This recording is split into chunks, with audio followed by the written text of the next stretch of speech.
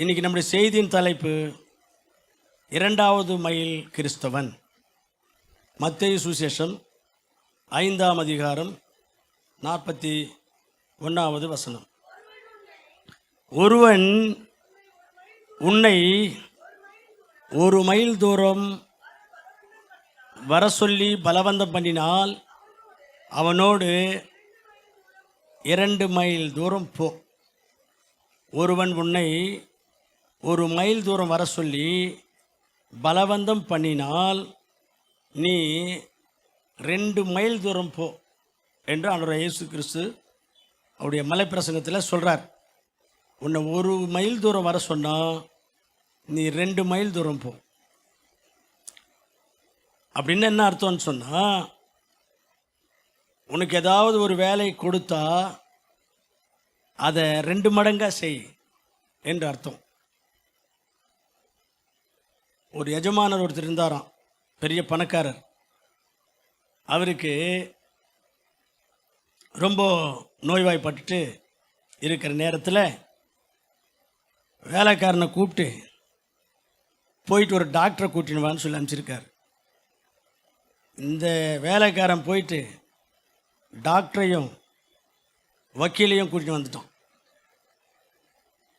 அப்போ அவர் கேட்குறாரு, டே டாக்டரை தானே கூட்டின்னு வர சொன்னேன், வக்கீலை ஏன்டா கூட்டின்னு வந்தேன் அப்படின்னா, அவன் சொல்கிறானா, ஐயா எதுக்கும் உயிர் எழுதி வச்சுருங்க ஐயா, இப்போவே எது சொத்து மற்றதெல்லாம் இப்போ எழுதி வச்சுருங்க, உனக்கு எப்படியாவுமோ தெரில, அதனால்தான் நீங்கள் ஒன்று சொன்னீங்க, நான் 2ஆவே அதை செஞ்சிட்டேன் அப்படின்னா.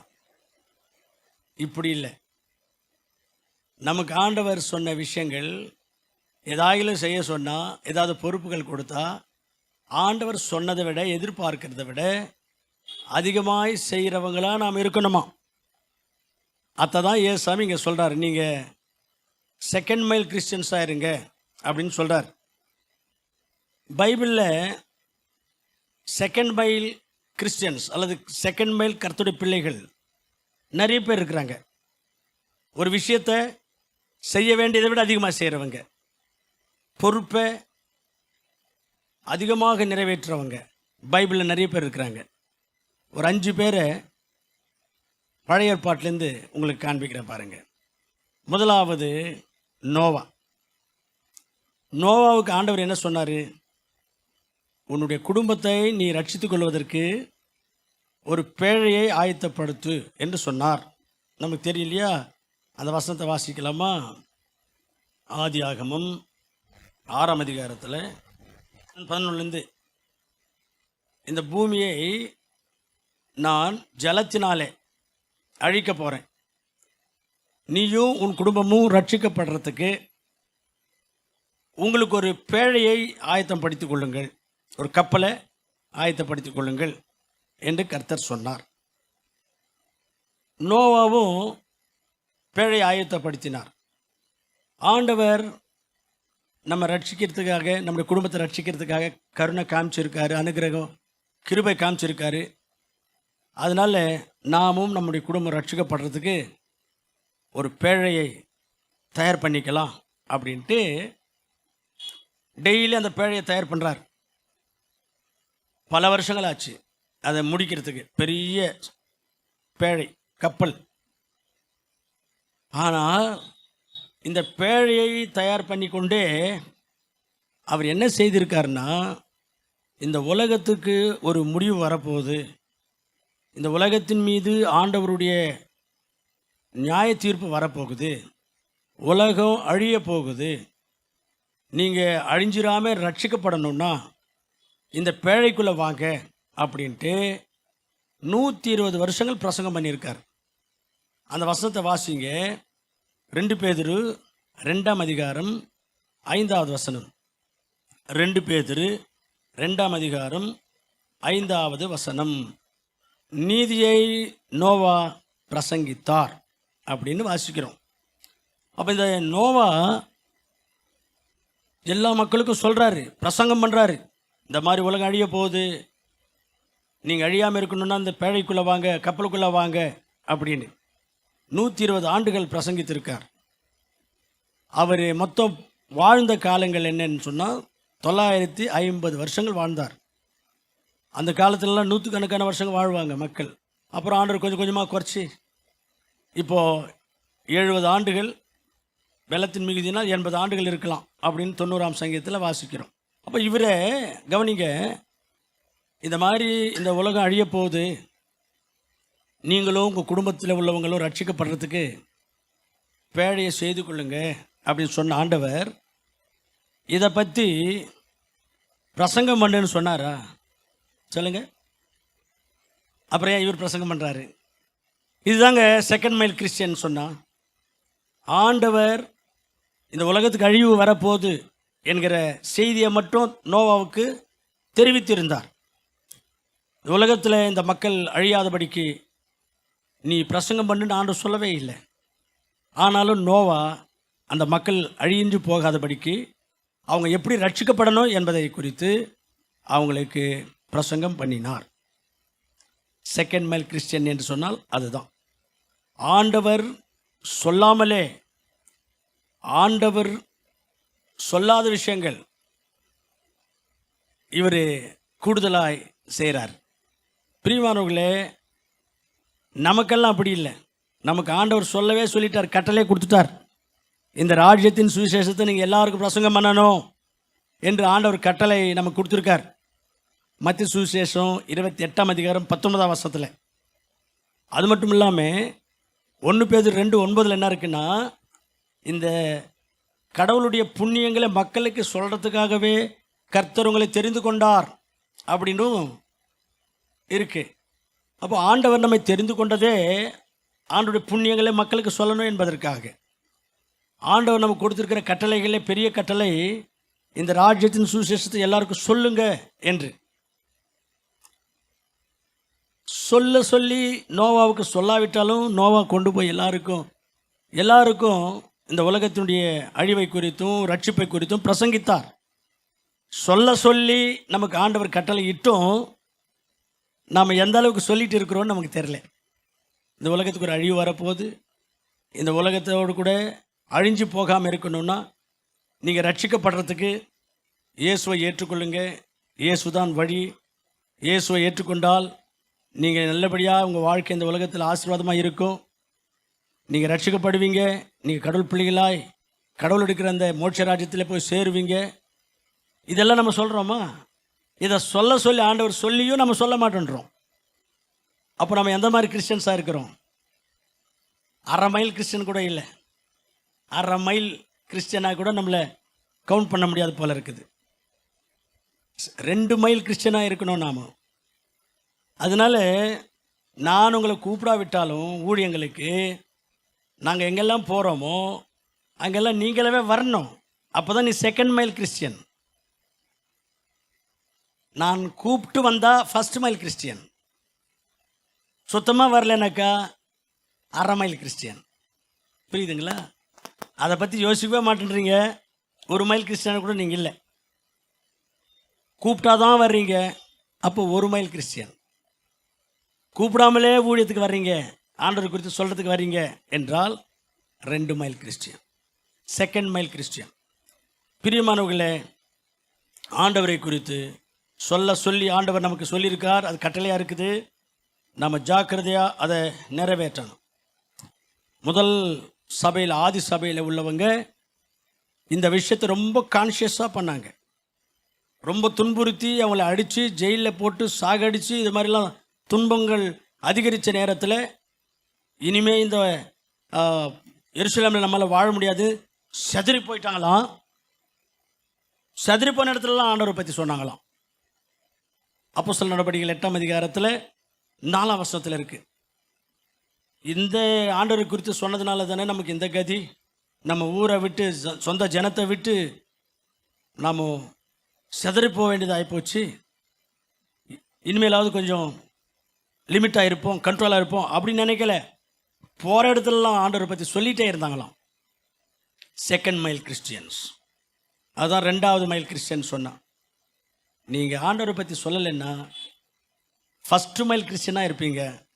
சரி, ஏதோ ஃபஸ்ட்டு மைலில் இருந்தால் கூட போதும் விடுங்க அப்படின்லாம் நினச்சிங்கன்னா பவுலடியார் சொல்கிறாரு, இந்த கடவுளை குறித்ததான செய்திகளை, சுவிசேஷத்தை நான் பிரசங்கிக்காவிட்டால் எனக்கு ஐயோ அப்படின்றார். 1 கொரிந்தியர் 9:16. அப்போ ஆண்டவரை குறித்து சொல்லாவிட்டால் நமக்கு பரிதாபம், நமக்கு ஆண்டோடைய கட்டளை மீறினவங்களாக மாறிடுறோம், ஆண்டோடைய சித்தத்தை நிறைவேற்றாதவங்களாக மாறுறோம். இதை கொஞ்சம் உணர்ந்தவர்களாக இனிமே ஆண்டவருடைய சுவிசேஷத்தை எங்கே போனாலும் நீங்கள் சொல்லிக்கிட்டே இருக்கணும். எல்லா இடத்துலையும் ஆண்டவருடைய நற்செய்தியை மக்களுக்கு சொல்லிக்கிட்டே இருக்கணும். நான் ஒரு காட்சியை பார்த்தேன், எனக்கு ரொம்ப ஆச்சரியமாக இருந்துச்சு. சிஎம்சி கேட்டில் ஒரு ஐயா பையன் மாட்டிக்கிட்டு ட்ராக்ஸ் கொடுத்துட்டு இருந்தார். அவரை பார்த்து ரொம்ப டீசெண்டாக இருந்துச்சு, ரொம்ப பெரிய மனுஷன் மாதிரி அந்த அப்பியரன்ஸ்லேயே இருந்துச்சு. சரி, அது அன்றைக்கி பார்த்தேன். அதுக்கப்புறம் சண்டே சர்ச்சுக்கு போனால் சர்ச்சில் அவர் தான் பிரசங்கியார். அவர் டெல்லியிலேருந்து வந்திருக்கார். அவரை இங்கே இருக்கிற பாஸ்டர் ஐயா அந்த சர்ச்சில் அன்றைக்கி மெயின் மெசேஜ் அவர் தான் கொடுக்குறார். டெல்லியிலேருந்து இந்த ட்ராக்ஸை டிஸ்ட்ரிபியூட் பண்ணிட்டு இருந்த அந்த ஐயா. அப்புறம் நான் விசாரித்தேன், யாருங்க இவர்? அன்றைக்கி நான் பார்த்தேன் சிஎம்சி மெயின் கேட்டில் ட்ராக்ஸ் கொடுத்துட்டு இருந்தார், யார் இவர் அப்படின்னாக்கா சொன்னாங்க, அவர் டெல்லியில் ஒரு பெரிய ஸ்கூல் சொந்தமாக ஒரு ஸ்கூல் வச்சு நடத்துகிறாரு. அவங்க பாப்பா, அவங்க பொண்ணு சிஎம்சியில் டாக்டராக இருக்கிறாங்க. அந்த பாப்பாவுக்கு எக்ஸாம்னு சொல்லிட்டு இவர் கொஞ்சம் கூட இருந்தால் மாரல் சப்போர்ட்டாக இருக்கும் அப்படின்னு இங்கே வந்திருக்கிறாரு அப்படின்னு சொன்னாங்க. நான் என்ன சொல்ல வரேன்னா, எப்படிலாம் படித்தவங்க, பெரிய பெரிய பணக்காரங்க, அவங்கெல்லாம் ஆண்டவர் குறித்து மக்களுக்கு சொல்லணும், மக்கள் ஆண்டவருக்காக ஆதாயப்படுத்தணும் அப்படின்ட்டு பிரயாசப்படுறாங்களே, என்னத்துக்கு? அவர் அந்த வெயிலில் போயிட்டு சிஎம்சி கேட்டில் பிளாட்ஃபார்மில் நின்று ட்ராக்ஸ் கொடுக்குறாரு. ஏன் கொடுக்குறாரு? அவர் செகண்ட் மைல் கிறிஸ்டியன், அவர் 2வது மைல் கிறிஸ்டியன். அதனால்தான் அவர் தானாகவே அதை செய்கிறார். பிரியமானவர்களே, நாம் செகண்ட் மைல் கிறிஸ்டியனாக இருக்கணும்னு ஆண்டவர் எதிர்பார்க்குறார். அதனால் ஆண்டவருடைய சுவிசேஷங்களை, நன்மைகளை நீங்கள் எல்லாருக்கும் சொல்லணும். இது ஆண்டவருடைய கட்டளை. இதுக்காகவே கர்த்தர் தெரிந்து கொண்டிருக்கிறார். இதை நீங்கள் உணரணும். நீங்கள் அதை மாதிரி ஆண்டவருடைய சுவிசேஷ பணியை செய்வீங்கன்னு சொன்னால், ஏதாகிலும் ஒரு வகையில் மக்கள் ஆதாயப்படுத்துறதுக்கு நீங்கள் பிரயாசப்படுவீங்கன்னு சொன்னால், இந்த உலகத்தில் உங்களுக்கு ஸ்பெஷல் பிளெஸ்ஸிங்ஸ், ஆண்டவருடைய ஊழியம் செய்கிறவங்களுக்கு இந்த உலகத்தில் ஸ்பெஷல் பிளெஸ்ஸிங்ஸ்னு சொல்லிட்டு ஏசாயா 65:13 இருந்து படிச்சிங்கன்னு சொன்னால் உங்களுக்கு புரியும். அது மட்டுமல்ல, இந்த உலகத்தை விட்டு போன பிறகு கூட பரலோக ராஜ்யத்தில் நட்சத்திரங்களைப் போல விசேஷமாய் ஜொலிப்பார்கள் மக்களை ஆதாயப்படுத்துகிறவர்கள் அப்படின்னு தானியேல் 12:3 இருக்குது. ஆகவே பிரியமான கர்த்தர் பிள்ளைகளே, நாம் வெறுமனே சர்ச்சுக்கு வந்துன்னு போயின்னு இருந்தால் 1/2 மைல் கிறிஸ்டியன். ஆண்டுடைய ஊழியத்துக்கு நான் கூப்பிடும்போது மட்டும் வர்றீங்க, மற்ற நாள் பாடா நம்மளை கண்டுக்கல, மறந்துட்டார் அப்படின்ட்டு இருந்தீங்கன்னா நீங்கள் 1 மைல் கிறிஸ்டியன்.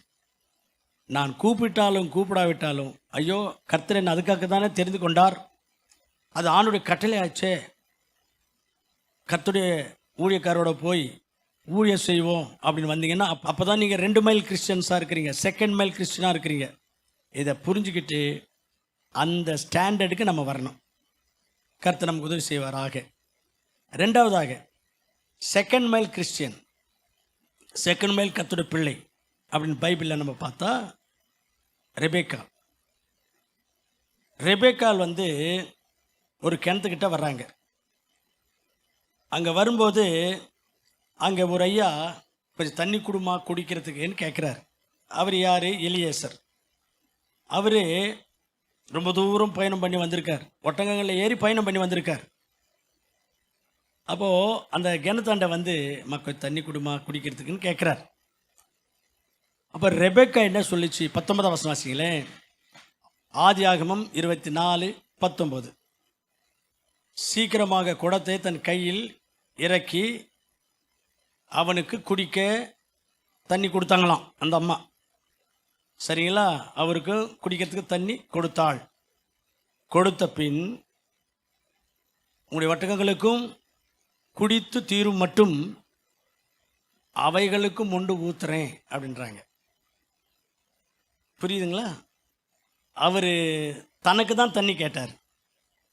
அந்த அம்மா என்ன சொல்கிறாங்க, குடிங்க, நீங்களும் குடிங்க, ஒட்டகங்களுக்கும் ஊற்றுறாங்க அப்படின்னு சொல்லிச்சு. அப்போது இதுதான் செகண்ட் மைல் கிறிஸ்டியன் சொன்னான். ஒரு விஷயத்தை எதிர்பார்த்ததை விட அதிகமாக செய்வது. இந்த அம்மா மற்றவங்களை உபசரிக்கிறதுல 2வது மைல் கிறிஸ்டியனாக இருக்கிறாங்க. உபசரிப்பு ரொம்ப முக்கியம் நம்முடைய வாழ்க்கையில். மற்றவங்களை உபசரிக்கிற ஒரு உபசரிப்பு ரொம்ப முக்கியம். உபசரிப்பு என்றால் அவங்களுக்கு உணவு கொடுக்கறது, தண்ணி கொடுக்கறது, அவங்களுடைய கஷ்டத்தில் அவங்களுக்கு உதவி செய்கிறது. இதுதான் உபசரிப்பு. இந்த மாதிரி உபசரிப்பு நம்ம கண்டிப்பாக செய்யணும் என்று வேதத்தில் வசனம் இருக்குது. ரோமருக்கு நிருபம் 12ஆம் அதிகாரம் 13வது வசனம். பரிசுத்தவான்களுடைய குறையில் உதவி செய்யுங்கள், அந்நியரை உபசரிக்க நாடுங்கள். கர்த்தருடைய பிள்ளைகளுக்கும் உதவிகள் செய்யணும், அந்நியர்களுக்கும் நமக்கு சம்மந்தம் இல்லாதவங்களுக்கு கூட உபசரிக்கணும். நமக்கு சம்மந்தமே இல்லாமல் கூட இருக்கட்டும், அவங்களுக்கு விசாரித்து அவங்களுக்கு ஏதாவது நம்ம உபசரிப்பு உதவிகள், உணவு கொடுக்கறது, துணி கொடுக்கறது, உபசரிக்கிறது, இதெல்லாம் கம்பல்சரியாக செய்யணும் அப்படின்னு இந்த வசனம் சொல்லுது நமக்கு. நியாய தீர்ப்பு நாளை குறித்து ஆண்டவர் இயேசு கிறிஸ்து சொல்லும்போது மற்றவங்களை உபசரிக்காதவங்களை, அதாவது பசியில் இருக்கிறப்போ உணவு கொடுக்கல, துணி இல்லாததை பார்த்து துணி கொடுக்கல, வியாதியாக இருந்தப்போ போய் அவங்கள பார்க்கல, ஜெபம் பண்ணல, அப்படிப்பட்டவங்களை குறித்து ஆண்டவர் இயேசு கிறிஸ்து சொல்கிறாங்க, அவங்கெல்லாம் சபிக்கப்பட்டவங்கன்னு சொல்கிறாங்க. மத்தேயு சுவிசேஷத்தில் 25வது அதிகாரத்தில் 41வது வசனம். சபிக்கப்பட்டவர்களே, பசியாக இருக்கிறப்போ நீங்கள் உணவு கொடுக்கல, தாகமாக இருந்தப்போ தண்ணி கொடுக்கல, வியாதிப்பட்டப்போ நீங்கள் கவனிக்கலை, சிறையில் இருந்தப்போ பார்க்கல, சபிக்கப்பட்டவங்களே அப்படின்றார். அப்போ யாரெல்லாம் சுயநலமாக இருக்கிறாங்க, மற்றவங்களை குறித்து யோசிக்கிறதே இல்லை, சிந்திக்கிறதே இல்லை, அவங்களுக்கு ஒரு உதவி செய்யலாம், அவங்களுக்கு ஒரு துணி வாங்கி கொடுக்கலாம், அவங்களுக்கு ஒரு கஷ்டத்தில் இருக்கிறாங்க போல இருக்குது, எதுனா செய்யலாம், அல்லது அவங்களுக்கு ஒரு உபசரிப்பு செய்வோம், ஹாஸ்பிட்டாலிட்டி அப்படின்ற யோசனையே இல்லாமல் நான், என் குடும்பம், என் பசங்க, என்னுடைய மனைவி, என் வீடு, என் கணவர் அப்படின்ற சுயநலமாக இருக்கிறவங்களை ஆண்டவர் சொல்கிறாரு சபிக்கப்பட்டவங்கன்னு சொல்கிறார். கோச்சிக்கிறார், கடிந்து கொள்கிறார். ஆகவே பிரியமானவர்களே, அந்த மாதிரிலாம் சுயநலமாக இருக்கக்கூடாது. நமக்கு பைபிளே சொல்லுது, நீங்கள் அந்நியரை உபசரியுங்கள். அந்த காலத்துலலாம் ஒவ்வொரு வீட்டுக்கும் வெளியில் தென்னை கட்டியிருப்பாங்களாம். தென்னை எதுக்கு அந்த தென்னைன்னு சொன்னால், யாராவது அந்த வழி போக்குறங்க அங்கே உட்காந்து கொஞ்சம் இலைப்பாரட்டும் அப்படின்ட்டு. அப்போ அப்படி இலைப்பாரும்போது அந்த வீட்டில் உள்ளவங்க மோர் குடிக்கிறீங்களா, சாப்பாடு கொடுக்கட்டுங்களா அப்படிலாம் கேட்பாங்களா அந்த காலத்தில். அது ஒரு காலம். இப்போ எல்லாமே சுயநலமாக மாறிப்போச்சு, உலகமே சுயநலமாக மாறிப்போச்சு. கர்த்தருடைய பிள்ளைகளும் உலகத்தாரை போல சுயநலமாக மாறிட்டாங்க. ஆனால் பைபிள் நமக்கு என்ன சொல்லுது? உபசரியுங்கள், அந்நியரை உபசரியுங்கள். ஆகவே நாம் மற்றவங்களை உபசரிக்கிற அந்த கேரக்டர், அந்த குணாதிசயம் நமக்குள்ளே விட்டுறக்கூடாது. அதை மெயின்டைன் பண்ணணும், அதை டெவலப் பண்ணிக்கணும். பைபிள் அப்படி தான் சொல்லுது.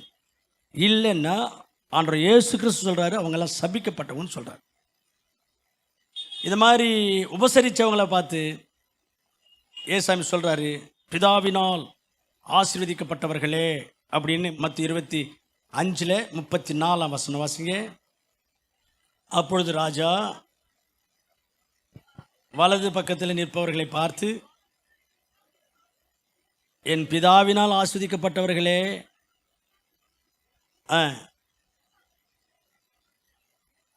சுதந்திரித்துக் கொள்ளுங்கன்னு சொல்லிட்டு. ஏன் அதெல்லாம் சொல்கிறாருன்னா, அங்கே நீங்கள் படிச்சீங்கன்னா அவங்க வந்து உபசரிச்சாங்களாம். உணவில்லாதவங்களுக்கு உணவு கொடுத்துருக்குறாங்க, ட்ரெஸ் இல்லாதவங்களுக்கு ட்ரெஸ் கொடுத்துருக்குறாங்க, வியாதி இல்லவங்களை போய் பார்த்து விசாரித்து அவங்களுக்கு உதவி செய்திருக்கிறாங்க. இந்த மாதிரிலாம் உபசரித்தாங்களாம். அதனால பிதாவினால் ஆஸ்வதிக்கப்பட்டவர்களே அப்படின்னு ஆண்டவர் இயேசு கிறிஸ்து சொல்கிறார். பிரியமானவர்களே, சுயநலமாக வாழ்ந்தா ஆண்டவர் நம்மை கடிந்து கொள்ளுகிறார். உபசரிக்கிற குணம் நமக்கு இருந்துச்சுன்னா ஆண்டவர் சந்தோஷப்படுவது மட்டுமல்லாமல், ஆஸ்வதிக்கப்பட்டவங்களே வாங்க, உலகம் உண்டானது முதல் கொண்டு உங்களுக்காக ஆயுதம் பண்ணியிருக்கிற ராஜ்யத்தை சுதந்திரித்து கொள்ளுங்கள் என்று சொல்லுவார். ஆகவே நாமும் சபை மக்களையும் வெளியில் உள்ளவங்களையும் கவனிக்கிறவங்களாக, ஜபம் பண்ணுறவங்களாக, உதவி செய்கிறவங்களாக, உபசரிக்கிறவர்களாக இருக்கணும். சுயநலமாக அவங்க பழிப்பு, அவங்க குடும்பம், அவங்கவுங்கள வாழ்க்கையை பார்த்துக்கிட்டு போனால் ஆண்டவர் அதை பார்த்து கடிந்து கொள்ளுகிறார், வெறுக்கிறார். மூணாவதாக, 2வது மைல் கிறிஸ்தவன் அல்லது 2வது மைல் கர்த்தருடைய பிள்ளை யோசேப்பு. யோசேப்பை குறித்து பைபிளில் வாசிக்கிறோம். யோசேப்பினுடைய அப்பாவுக்கு, யாக்கோபுக்கு 12 பேர் பிள்ளைங்க. இவங்க எல்லாம் ஆடுகளை மேய்க்கிறதுக்காக போகிறாங்க. இல்லை, அவங்க வாழ்ந்த பகுதிகளில் புல் அதிகமாக இருக்காது. அதனால இந்த ஆடுகளை மேய்ச்சிட்டு போகிறவங்க அப்படியே போயினே இருப்பாங்க. நாள் கணக்கில், மாத கணக்கில் போயிடுவாங்க. அப்புறமா வருவாங்க அந்த ஆடுகளை ஓட்டிக்கிட்டு. அதை மாதிரி போனாங்க யோசேப்புடைய அண்ணன்மாருங்க. யோசேப்பு தான் கடைசி பையன். அதுக்கப்புறம் இன்னொரு பையனும் இருந்தான். யோசேப்பு ரொம்ப செல்ல பிள்ளையாக இருந்ததுனால அவனை அனுப்பலை ஆடுகள் மேய்க்கிற இடத்துக்கு. ஒரு நாள் அவங்க அப்பா யோசேப்பை பார்த்து, அண்ணங்க எங்கே இருக்கிறாங்கன்னு தெரிலப்பா, எவ்வளோ தூரத்தில் இருக்கிறாங்கன்னு தெரில, நீ கொஞ்சம் பார்த்துட்டு பாப்பா அப்படின்னு சொல்லி அனுப்புகிறார். ஆதியாகமம் 37ஆம் அதிகாரத்தில் 12ஆம் வசனத்தில் அவர் அனுப்புகிறார். யோசேப்பு புறப்பட்டு வீட்டிலேருந்து அண்ணன்மாருக்கு சாப்பிட்றதுக்கு என்னென்னமோ அப்பா கொடுத்துருக்குறாரு இல்லையா, அதெல்லாம் எடுத்துகிட்டு வராரு. அப்போது அவங்க சகோதரர்கள் சீகேம் என்கிற இடத்துல ஆடுகளை மேய்க்க போனாங்க. சீகேம் என்கிற இடத்துல. அப்போ இவர் சீகேம் என்கிற இடத்துக்கு போனார். சகோதரர்களுடைய காரியங்களை எப்படி இருக்கிறாங்க என்னென்னு விசாரிச்சு, அப்பா கொடுத்து அனுப்பிச்ச தின்பண்டங்கள்லாம், ஸ்நாக்ஸ் எல்லாம் கொடுத்துட்டு அவங்களுடைய நியூஸ் கொண்டு வர்றதுக்காக சீகேமுக்கு போகிறார். அங்கே போனால் அவங்க இல்லை. ஒருத்தர் வந்துட்டு இருந்தார். அவரை பார்த்து கேட்டார், இந்த மாதிரிப்பா ஆடுகளை மேய்க்கிறவங்க இந்த பக்கம் வந்தாங்களா அப்படின்னு கேட்குறாரு. அப்போ அந்த மனிதன் சொல்கிறாரு, அவர்கள் இந்த இடத்துலேருந்து போய்விட்டார்கள், தோத்தானுக்கு போகலாம் அடுத்தபடியா அப்படின்னு அவங்க பேசி கொண்டதை நான் கேட்டேன்பா அப்படின்னாரு. தோத்தான், சீகேம் என்கிற இடத்துக்கும் தோத்தான் என்கிற இடத்துக்கும் 20 மைல். இப்போ சீகேமுக்கு வந்து பார்த்து காணோம், சரி போய் அப்பாவுக்கு சொல்லிடலாம் அப்படின்னு போயிருக்கலாம்ல, போகலை. 20 மைல் தூரம் தோத்தான், அந்த 20 மைல் தூரமும் போகிறார். இதுதான் 2nd மைல் கிறிஸ்டியன் சொன்னான். அல்லேலூயா. கொடுத்த பொறுப்பில் ஒன்று சொன்னால் 2ஆக செய்யணும். அவங்க அப்பா ஒரு பொறுப்பு கொடுத்துருக்காரு அவனுக்கு. அண்ணன்மார் எங்கே இருக்கிறாங்களோ போய் பார்த்துட்டு அவங்கள விசாரிச்சுட்டு இதெல்லாம் கொடுத்துட்டு வாப்பா என்கிற ஒரு பொறுப்பு, ஒரு வேலை அப்பா கொடுத்தார். இவன் போய் பார்த்தான், அவங்க இல்லை. நாமளாக இருந்தா திரும்பி வந்து, எப்பா அவங்க இல்லைப்பாங்க அப்படின்னு சொல்லியிருப்போம். நானாக கூட அப்படி தான் செஞ்சுருப்பேன். நான் என்ன ரொம்ப, அப்பா சொன்னார், அது வரைக்கும் போக சொன்னார், போனேன், பார்த்தேன், இல்லை, வந்துட்டேன் இல்லையா. ஓ, இவர் 20 மைல் தூரம், 20 மைல் தூரம்னா இங்கிருந்து இன்னும் ஒரு ராணிப்பேட்டை அவ்வளோ தூரம் இருக்கும், வாலாஜா தூரம் இருக்கும். 20 மைல்னாக்கா ராணிப்பேட்டை அவ்வளோ, கண்டிப்பாக ராணிப்பேட்டை அவ்வளோ தூரம் நடந்து போகணும், காட்டு வழியாக போகணும். அப்பவும் போகிறாரே, ஏன் போகிறாரு? தான் 2nd mile Christian. 2nd mile Christian அப்பா கொடுத்த ஒரு பொறுப்பை அதை தூரமானாலும் பாரமானாலும் கஷ்டமானாலும் நிறைவேற்றணும் என்கிற ஸ்பிரிட்டோட போகிறார் பாருங்க. அதுதான் 2nd மைல் கிறிஸ்டியன். பிரியமானவர்களே, 2nd மைல் கிறிஸ்டியனாக நீங்கள் இருக்கணும்னு ஆண்டவர் சொன்னது இதுதான். உங்களுக்கு ஒரு பொறுப்பு கொடுக்கப்படுகிறது, ஒரு ஊழியம் கொடுக்கப்படுகிறது, ஒரு சண்டே கிளாஸ் டீச்சராக இருக்க உங்களுக்கு வாய்ப்பு ஆண்டவர் கொடுத்துருக்காரு, அல்லது வேறு விதத்தில் ஊழியம் செய்கிறதுக்கு ஆண்டவர் வாய்ப்பு உங்களுக்கு கொடுத்துருக்கிறாரு, அல்லது வாய்ப்பு இருக்குது என்றால் நீங்கள் சொல்லாமலே அழைக்காமலே அதில் பங்கு பெறுவது மட்டுமல்ல, உங்களுக்கு ஒரு ஊழிய பொறுப்புன்னு கொடுத்தா அதில் நாங்கள் எதிர்பார்க்கிறத விட அதிகமாக நீங்கள் செய்யணும். நாங்கள் எதிர்பார்க்கிறத விட அதிகமாக செய்யணும். இப்போ சண்டே கிளாஸ் டீச்சர்ஸாக இருக்கிறீங்க, அடுத்த வாரம் உங்களுக்கு கிளாஸு. இன்னிலிருந்தே அந்த சண்டே கிளாஸ் டீச்சராக அந்த சண்டே கிளாஸ் வகுப்பை நான் கொஞ்சம் நல்ல டீப்பாக சொல்லி கொடுக்கணும், நல்ல ஆயத்தமாகணும். பசங்க மனசில் நிற்கிற மாதிரி அதை நாம் ஆயத்தப்படுத்திக்கணும். ஏதாவது ஒரு விஷுவல் அல்லது ஏதாவது ஒரு மெட்டீரியல், அவங்க கிராஃப்ட் ஒர்க் ஏதாவது ஒன்று அவங்கள பண்ண வச்சு அவங்கள நல்ல அந்த சண்டே கிளாஸ் ரொம்ப பிரயோஜனமாக இருக்கிற மாதிரி நான் எடுக்கணும் அப்படின்னு நினச்சி அடுத்த ஞாயிற்றுக்கிழமை எடுக்க போகிற சண்டே கிளாஸ்க்கு இன்னிலிருந்தே நீ ப்ரிப்பேர் ஆவேன்னு சொன்னால் நீ செகண்ட் மைல் கிறிஸ்டியன். நீ சனிக்கிழமை சாயந்தரம் வீட்டில் உட்காந்து காலையில் போய் சண்டே கிளாஸ் எடுக்கணும்.